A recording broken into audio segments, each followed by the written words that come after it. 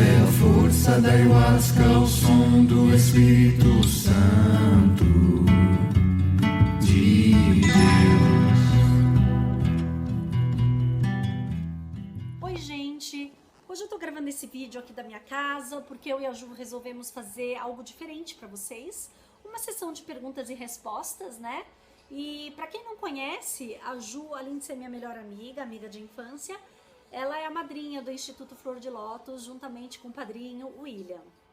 Ju, eu vou fazer umas perguntinhas pra você e quero que você responda com base na sua experiência, né? O Instituto Flor de Lótus atende cerca de 60 pessoas por mês em rituais consagrando a bebida ayahuasca, né? Oi, gente, bom dia, tudo bem? Em primeiro lugar, eu queria agradecer o convite da Vivi. Eu tenho, assim, a grata oportunidade de poder conviver com ela desde que eu tinha 7 anos de idade, e a gente estar nesse caminho espiritual aí juntas é indescritível, né?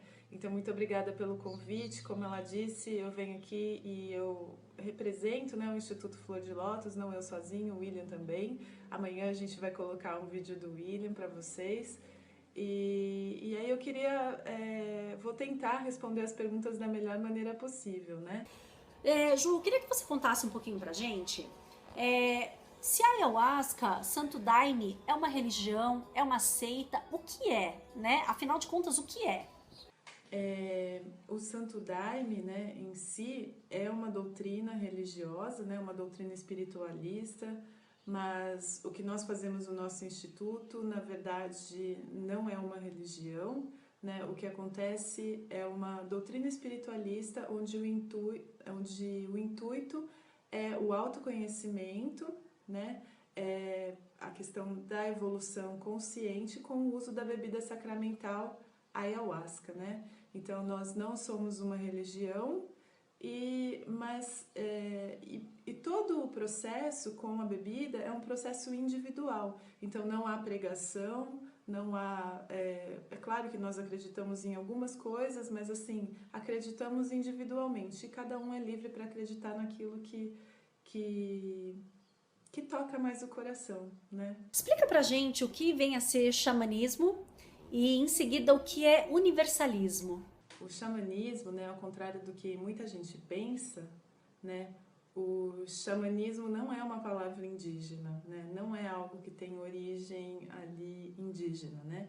Então, o xamanismo, na verdade, ele tem a ver com práticas espirituais de cura, ou tem a ver com visões, tem a ver com experiências espirituais, né, e envolve esse tipo de prática, onde a pessoa tem contato consigo mesma e começa ali um processo de cura, né? De cura individual, um processo de cura interna. Então, o xamanismo, na verdade, tem origem, se não me engano, teve origem na Sibéria, né? E é uma palavra de origem russa, por incrível que pareça, né? Nossa, as perguntas tão boas, né? Mas o universalismo, ela tem várias definições para universalismo, né? O que eu vou dizer aqui é o que nós entendemos como universalismo, né? Então, universalismo, para a gente, no xamanismo, né? No xamanismo, com o uso da bebida sagrada ayahuasca, tem a ver com uma união de todas as religiões, né? Nós acreditamos que todas as religiões, todas as filosofias aí, né, religiosas ou espirituais, que ela tem algum elemento bom para nos trazer. Então, a gente procura extrair os melhores elementos e ensinamentos de todas as religiões. Nós não seguimos uma religião exclusivamente, né? Então, inclusive nos nossos rituais a gente usa músicas de todas as religiões e nós acreditamos que todas no final buscam a mesma coisa. Então, por isso nós nos consideramos universalistas, né? E aí, como universalista, nós temos no nosso instituto uma imagem do Mestre Jesus, porque no nosso entender ninguém mais universal do que o Mestre Jesus, né? É uma pessoa conhecida no mundo inteiro, né? Uma figura ali, uma entidade conhecida no mundo inteiro, e nós entendemos Jesus como a representação mais universalista que existe, né? A ayahuasca é alucinógeno, Ju? Como que é o processo? É legalizado? É alucinógeno? O pessoal quando bebe fica doidão, tem barato?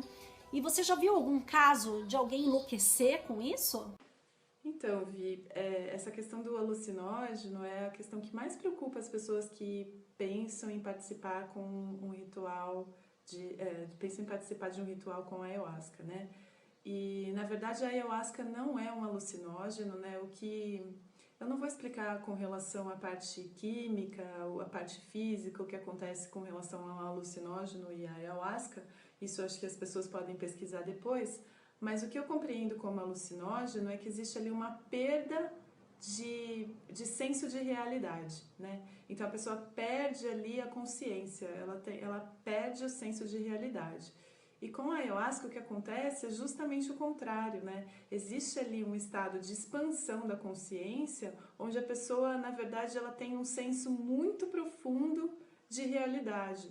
Ou seja, ela começa a enxergar as minúcias, né, da vida, os detalhes que talvez a gente não preste atenção. São ensinamentos que, na verdade, é muito interessante, porque eles estavam ali o tempo inteiro, mas a gente simplesmente não enxergava porque parece que não sintonizou, né, não se atentou ao que a vida está o tempo inteiro mostrando. Então, assim, nós classificamos a ayahuasca como enteógeno, ou seja, é uma bebida que que dá acesso ao divino, né? Aí você perguntou se a pessoa, né, se a pessoa fica doidona, tal, se tem algum barato. Na verdade, é muito diferente disso, né? Eu nunca experimentei nenhum alucinógeno, não tive essa experiência já fiquei doidona com álcool, esse tipo de coisa, mas a sensação é totalmente diferente, em primeiro lugar, porque ela é totalmente controlável, né? A partir do momento em que você decide que não quer mais viver aquela experiência, não quer mais ter as visões, você simplesmente abre os olhos e elas cessam, né? E a sensação mesmo é de total controle de tudo que está acontecendo. Essa era uma das minhas preocupações, né? Eu achava, nossa, eu vou tomar um negócio, vou ficar doidona, vou fazer xixi na calça, não tem nada a ver. Eu senti vontade de urinar como é uma coisa normal. Abro os meus olhos, levanto, vou até o banheiro, normalmente, né? Então, assim, na verdade não é barato nenhum, tá? Inclusive, uma pessoa que eu admiro muito sempre fala nas palestras de Araraquara, né, que se a pessoa está achando que ela vai ter um barato com a ayahuasca, o barato vai sair muito caro, porque confrontar com a realidade interna muitas vezes é muito difícil, né? Quanto à questão legal, né, é uma bebida sim legalizada. Ela é legalizada pelo CONAD, né? O seu uso é permitido em cerimônias com cunho religioso e espiritual, tá? Então ela é uma bebida legalizada, nós temos uma CNPJ, nós temos o respaldo legal para servir a bebida e por isso a pessoa que frequenta o nosso ritual, ela precisa seguir determinadas regras a que nós também nos submetemos, né? Ou seja, para poder oferecer essa bebida, a gente precisa se submeter a algumas regras e, consequentemente, os participantes também, né? Eu não conheço uma pessoa que tenha ido lá e tenha enlouquecido de vez. Acontece muitas vezes da pessoa chegar lá e ela achar que tá louca, né? Mas, na verdade, é porque é uma injeção de consciência tão grande e, às vezes, é um contraste tão grande com aquilo que a gente está acostumado a achar que é verdade, que muitas vezes a gente acha, não, enlouqueci de vez, né? Mas a gente procura, na medida do possível, até a gente, né, instrui as pessoas que convidam as pessoas a participar de um ritual para fazer um acompanhamento depois, para entender como é que está sendo esse processo depois do uso da bebida, né?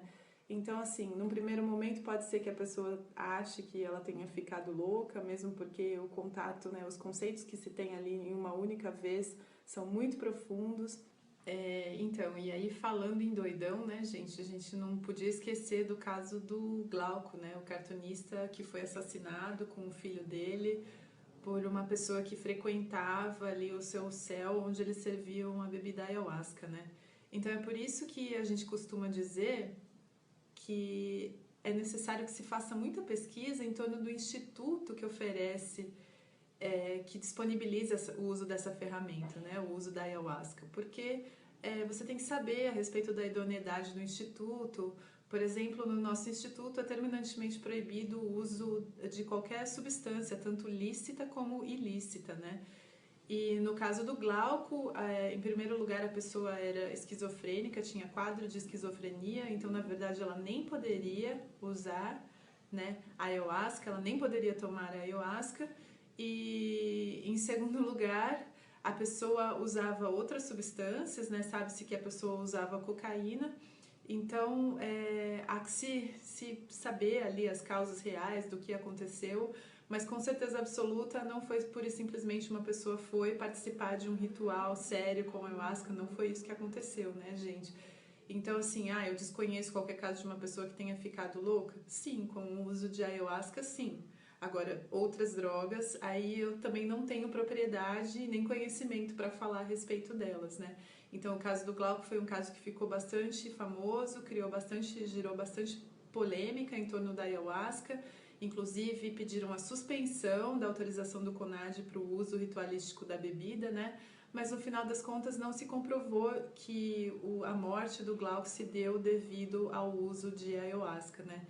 Então, só para lembrar um pouco desse caso, então, em primeiro lugar, a pessoa nem poderia ter tomado, e, gente, se vocês forem procurar tomar ayahuasca, que vocês procurem um instituto idôneo, né? Que ofereça uma ayahuasca pura, que não tenha mistura com outro tipo de substância.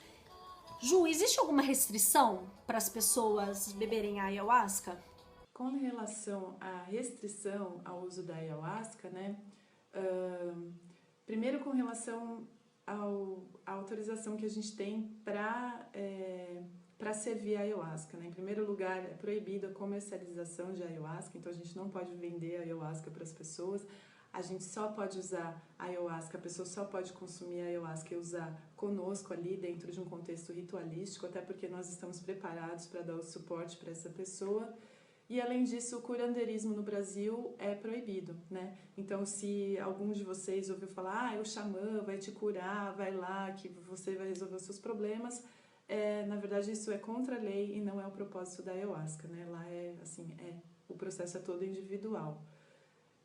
Mas tem sim algumas restrições, pessoas que têm pessoas bipolares e pessoas esquizofrênicas não podem fazer o uso da bebida, porque a ayahuasca atua no mesmo ponto do cérebro onde essas doenças atuam, e o uso da ayahuasca pode ser tanto muito bom, poderia ser muito bom, a gente não testa, inclusive porque não é permitido por lei, né? Mas também pode desencadear uma crise na pessoa, e aí sim, talvez essa pessoa possa nunca mais voltar, né? Bom, agora eu vou entrar numa coisa mais profunda. Eu queria que você explicasse pra gente, Ju, algumas coisinhas, tá? O que é ilusão? O que vem a ser o ego? E o que é o eu superior? Nossa, agora sim as perguntas estão começando a complicar, né?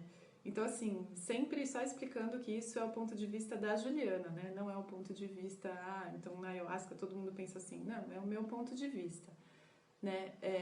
E na minha compreensão, nós temos ali um eu superior e um eu inferior, né? Então, o eu superior seria o nosso espírito, a nossa essência, porque eu acredito que a nossa essência é uma partícula de divindade, né? Nós somos filhos de Deus e, como tal, nós somos pequenos deuses, né? E então eu acredito que o eu superior seja esse acesso à divindade, acesso à espiritualidade, ou seja, a intenção pura, genuína, de que essa intenção com que nós viemos à Terra, né? Com essa essência aqui dentro. E o ego seria o nosso eu inferior, né? O ego seria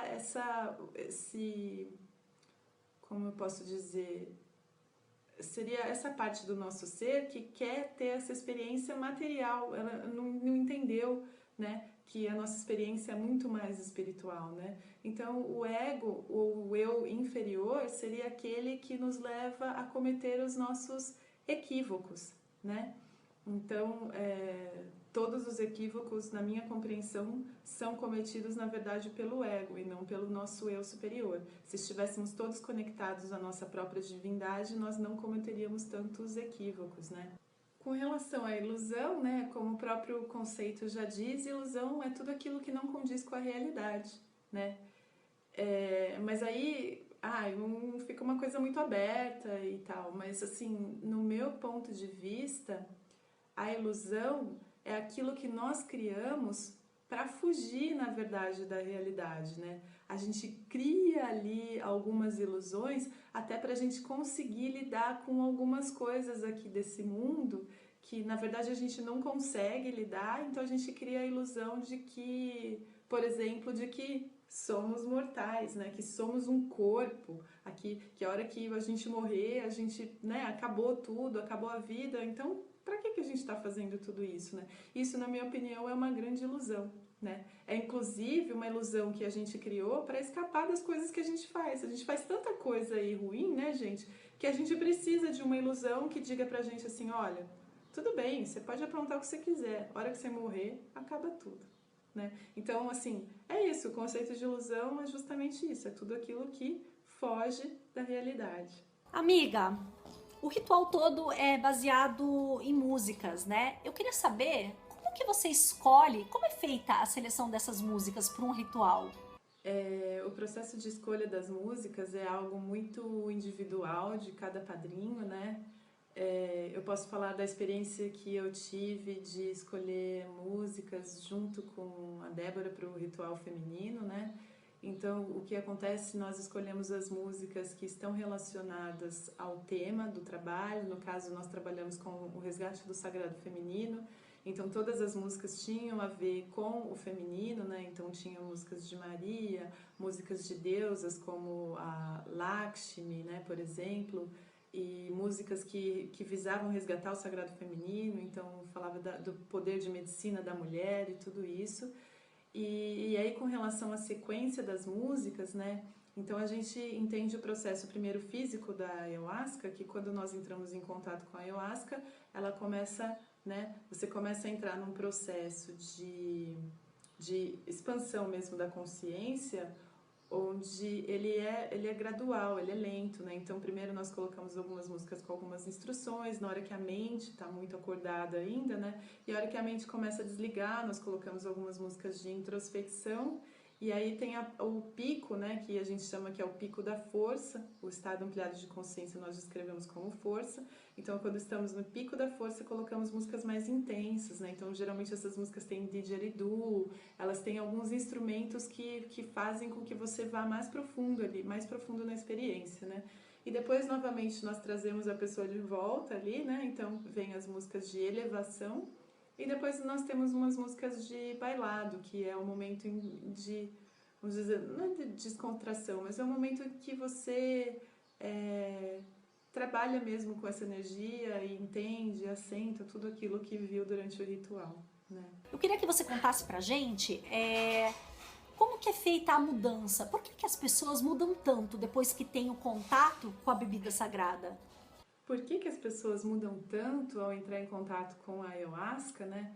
Eu vejo como assim, eu não sei se vocês já assistiram o filme Matrix, mas existe ali um certo ponto do filme em que o líder lá oferece para o Neo, né? Ele oferece 2 pílulas, né? Ele fala, essa aqui é a pílula da verdade. Você, a partir do momento em que você tomar essa pílula, você vai entrar em contato com a verdade e você nunca mais vai conseguir deixar de enxergar o mundo real.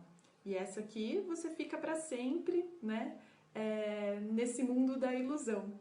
E eu enxergo a ayahuasca mais ou menos assim. Então, por que a pessoa muda tanto? Agora imagina assim, né, tem aquela parábola lá do... Não é parábola, aquela história que fala do homem que morava na caverna e tudo que ele via eram as sombras de tudo que passava do lado de fora da caverna. E como ele nunca tinha se aventurado para fora da caverna, ele achava que aquilo era o mundo real, as sombras eram o mundo real, né? Até que um dia ele se arrisca, olha, sai da caverna e enxerga um mundo todo colorido, cheio de animais, de plantas, um mundo que ele desconhecia. Vocês acham que depois de entrar em contato com essa realidade, ele vai conseguir voltar para a caverna e continuar vivendo nas sombras? Algumas, aí é que tá, né? Algumas pessoas preferem. Ah, não, com a sombra eu consigo lidar. A sombra não me come, né? Assim, não existe predador nas sombras, né? Lá fora os perigos lógicos são maiores, né? Mas mesmo que ele decida voltar para a caverna e viver nas sombras, ele sempre vai saber que existe um outro mundo, uma outra realidade, né? Então, por isso que ela muda tanto. Você entra em contato com uma outra realidade e mesmo que você queira ignorar, você não consegue, né? Não consegue esconder de você mesmo aquilo que você já viu, né? por que as pessoas não mudam? E por que algumas pessoas não mudam, né? Algumas pessoas não mudam pelo princípio básico ali do ser humano, né? Existe para tudo na vida da gente, existe o livre-arbítrio, né? Então a gente costuma falar que a ayahuasca não salva a vida de ninguém, né, gente? A transformação toda acontece de dentro para fora, né? Então é como se fosse assim, participa de um ritual de ayahuasca e ela mostra ali, por exemplo, que você tem todos os elementos, vamos supor, você tem todos os ingredientes para fazer um bolo. Você tem a quantidade certa de farinha, você tem a quantidade certa de manteiga, de leite, de fermento, né, para se fazer um bolo. Porém, ela ensina como se mistura esses ingredientes, né? Ela dá mesmo a receita de como conduzir ali a vida dali para diante, a partir do momento em que a gente reconhece que tem já os ingredientes, os elementos para fazer esse bolo, né? Mas aí, fazer o bolo em si, ela não pode fazer por você. Quem precisa mudar e mudar as atitudes, mudar a conduta, mudar o pensamento e o sentimento é a pessoa mesmo, né? Então, se a pessoa, depois de ver tudo aquilo, ela decide que ela quer continuar na mesma, né? Ela quer continuar olhando o reflexo do que ela vê lá fora, aí não há nada que se possa fazer. Então, algumas pessoas não mudam por opção, como tudo na vida, né? Mas eu costumo dizer que mesmo que a pessoa não mude muito, radicalmente, alguma coisa muda, mesmo que seja um padrão de sono mais tranquilo, alguma coisa, de certa forma a pessoa já foi tocada pela divindade da ayahuasca. Agora eu queria que você contasse pra gente por que tem gente que não tem experiência, que vai lá, sabe, cheio de expectativa, toma pela primeira vez e não rola, não flui, não acontece nada. Por que isso acontece? E por que algumas pessoas não têm as vivências, né? Também por conta do livre-arbítrio, né? Então, o que acontece? A gente aconselha, quando a pessoa vai participar de um ritual de ayahuasca, que a pessoa desligue alguns sentidos, né? Na verdade, a gente sugere que a pessoa desligue o sentido da visão, que é o nosso sentido mais aguçado. Então, a gente sugere que a pessoa feche os olhos e que preste atenção na música, que deixe se levar pela música, né?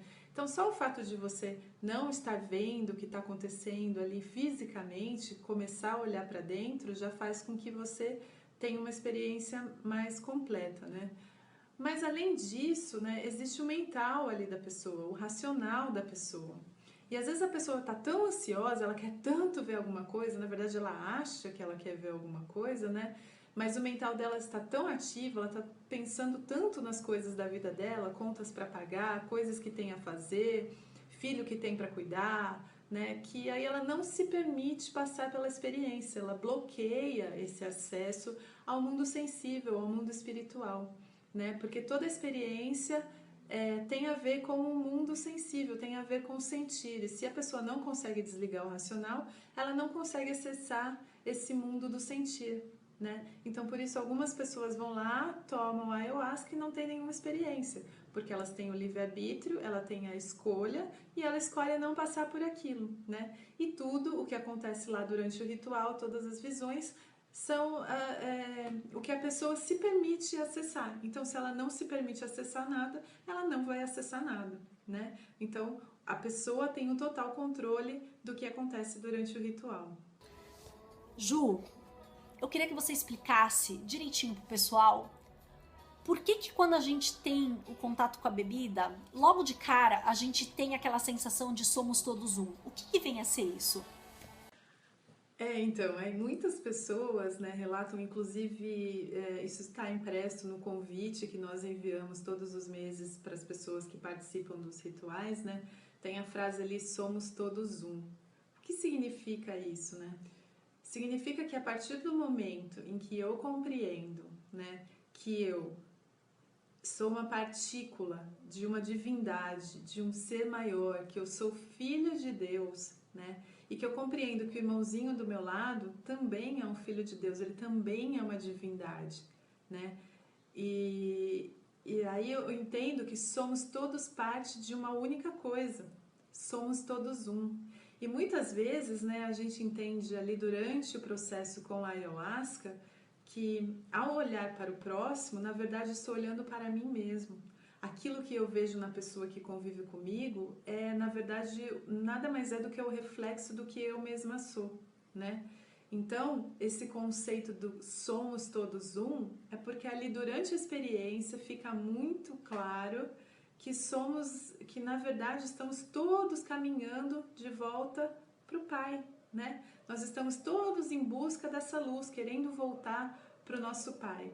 E nós somos todos um mesmo, né? Partes de uma mesma essência. Formamos parte de uma mesma essência, mesmo aqueles, gente, que a gente julga e fala, ah, fulano matou, estuprou e tudo isso, ele também faz parte desse uno, também faz parte dessa criação divina, né? Então, por isso que a gente fala que somos todos um, estamos todos em busca do caminho que vai nos levar de volta ao Pai. Bom, agora para finalizar, eu queria que você explicasse pra gente a seguinte frase: nem todos são para ayahuasca. Por quê? E aí a gente fala, né, que a ayahuasca é para todos, né? Então, assim, todas as pessoas que buscarem, né, entrar em contato com a ayahuasca, participar de um ritual com a ayahuasca, elas podem tomar ayahuasca, com exceção daqueles casos, né, gente, que eu falei de esquizofrenia e de bipolaridade. Aí realmente a pessoa não pode participar por segurança dela mesma, né? Mas aí a gente fala que a ayahuasca, ela tá ali acessível para todo mundo que quiser entrar em contato com ela tem essa oportunidade, né, se quiser. Porém, nem todos são para a ayahuasca, né? Nem todos estão preparados para encarar a si mesmo, para olhar para si, para olhar para dentro, né? Nem todos estão preparados para isso. Existe sim alguns casos de pessoas que vão a algum ritual e saem revoltados de lá, né? Porque é muito difícil a gente olhar para si da maneira como a ayahuasca mostra, né? Então imagina que você se vê confrontado com aquilo que você realmente é e muitas vezes a gente não aceita, né? É difícil olhar para os nossos equívocos, não é verdade? Então, nem todo mundo vai lá e tem, assim, a gente fala de gratidão, de uma experiência boa, mas isso não é para todos, né? Então, algumas pessoas vão lá, gera muita revolta, a pessoa não aceita aquilo que ela viu e tudo bem também. Na verdade, talvez o que ela precisasse fosse só aquele chacoalhão, né? E mesmo ela não aceitando, de alguma forma tocou, né? Porque quando alguma coisa gera sentimentos tão extremos como revolta, raiva e tudo isso, é porque de alguma forma ela foi tocada. Mas de fato nem todas as pessoas são para a ayahuasca, é preciso muita coragem, é preciso muita determinação para enfrentar aquilo que se é. Bom, é isso, gente. Muito obrigada, Vivi, muito obrigada mesmo. As perguntas, assim, é sempre bom, né? Quando você é questionado a respeito das coisas que você acredita, que aí você precisa refletir e formular mesmo os conceitos ali, ordenar na mente, né, os conceitos que a gente tem. Então, para mim, assim, a experiência foi muito rica mesmo, né? E assim, obrigada mesmo por nos ajudar a divulgar essa ferramenta que para nós é algo assim divino, né? É algo que transformou a vida de todos nós, né? Então é algo assim que eu sou muito grata, que eu tenho só a agradecer a oportunidade de ter conhecido essa bebida sagrada, né? Para mim é uma oportunidade muito grata poder oferecer, né, o acesso à bebida, né, gente? Eu assim, eu não sou guru em nada, eu não tenho conhecimento a mais em nada, de nada, na verdade, né? A única coisa é que eu acredito muito no poder dessa planta sagrada, né? E desse chá sagrado, e por isso eu acredito que disponibilizar a ferramenta para outras pessoas que queiram conhecer é um dos tantos caminhos que a gente ouve por aí para o desenvolvimento espiritual, para a evolução da consciência, para que a gente se torne um ser humano melhor. Então é um dos tantos caminhos que existem, mas foi o que me tocou o coração, que tocou a minha alma, que realmente transformou a Juliana que eu conheço hoje, a Juliana que existia, né, há algum tempo atrás. Então, muito, muito obrigada pela oportunidade, Vivi, agradeço de coração. Obrigada para quem assistiu até agora, assistiu até o final. E eu espero mesmo que vocês se deem essa oportunidade de conhecer um ritual com o uso da bebida sagrada ayahuasca. Bom, gente, o vídeo de hoje fica por aqui. Espero que vocês tenham gostado desse bate-papo, né? Ju, minha amiga querida, obrigada pela sua participação, sempre tão rica aqui pra gente, né? Um beijo no coração de todo mundo. Namastê. Traz a mudança pra quem não tem medo de se libertar. Traz a esperança pra quem já está cansado de lutar.